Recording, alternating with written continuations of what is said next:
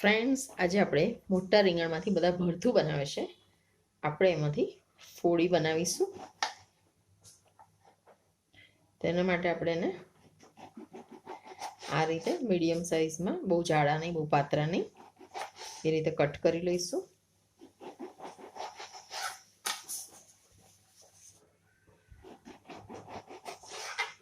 આ બધાને આપણે પાણીમાં એડ કરી દઈશું. મીઠાવાળું પાણી છે એટલે કાળું ના પડે આપણું રીંગણ. તો ચાલો એનો પ્રોસિજર આગળ સ્ટાર્ટ કરીએ. તો એના માટે આપણે લઈશું રાઈસ ફ્લોર, ચોખાનો લોટ. નહીં તો તમે ચીરોટી રવો એટલે બધા મને પૂછે છે કે વોટ ઇઝ ચીરોટી રવો. આમાં બે ટાઈપના રવા આવે છે. એક રવો આપણે ઉપમામાં બનાવીએ છીએ, એ થોડો જાડો હોય છે, અને ચીરોટી રવો એકદમ ઝીણો હોય છે. ચીરોટી એટલે રંગોળી અહીંયા સાઉથમાં, એટલે એને રંગોળી જેવો પાતળો રવો ઝીણો હોય છે એટલે એને ચીરોટી રવો કહે છે. તો આ ચોખાનો લોટ લીધો આપણે. મીઠું એડ કરીશું, લાલ મરચું, તમે કેટલું તીખું ખાઈ શકો છો એ પ્રમાણે. સરસ બધું મિક્સ કરી દઈશું.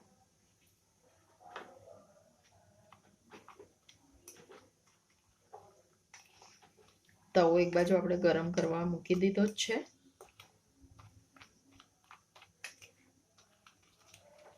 બધું સરસ મિક્સ થઈ ગયું છે. હવે આપણે તવાનું ગ્રીસિંગ કરીશું. ગ્રીસિંગ માટે આપણે થોડું તેલ એડ કરીશું.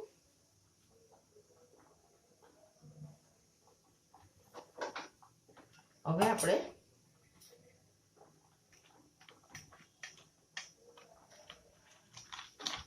રીંગણ છે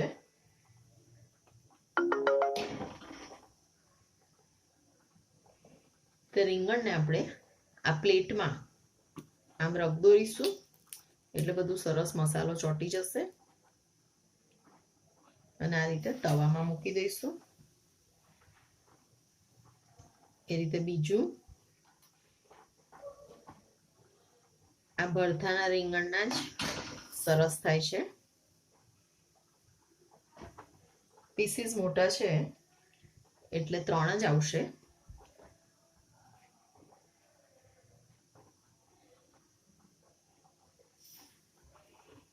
ઉપર આપણે તેલ એડ કરીશું.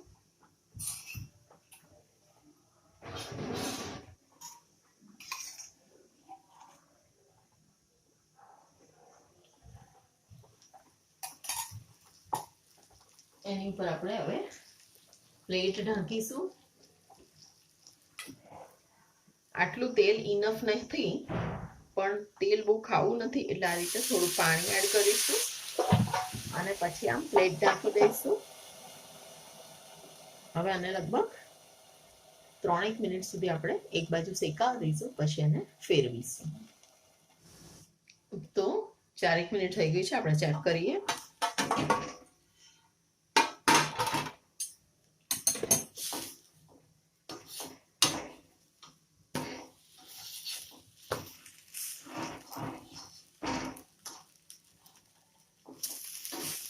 બીજી બાજુ પલટાઈને થોડું તેલ એડ કરીશું. આ રીંગણને ચડતા વાર નથી લાગતી.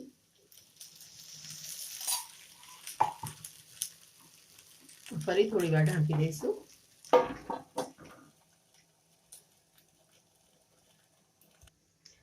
ચાલો આપણે ચેક કરી લઈએ બીજી બાજુ.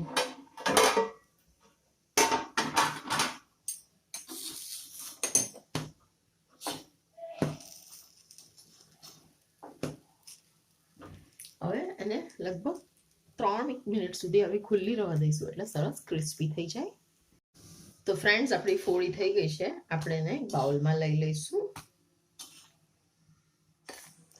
બહુ સરસ થઈ છે, એકદમ ક્રિસ્પી. જો તમને મારી રેસીપી સારી લાગી હોય તો મારી ચેનલને લાઈક કરજો, શેર કરજો અને સબસ્ક્રાઇબ કરજો. અને તમે પણ બનાવીને ખાજો અને કમેન્ટ કરજો કે કેવી બની છે.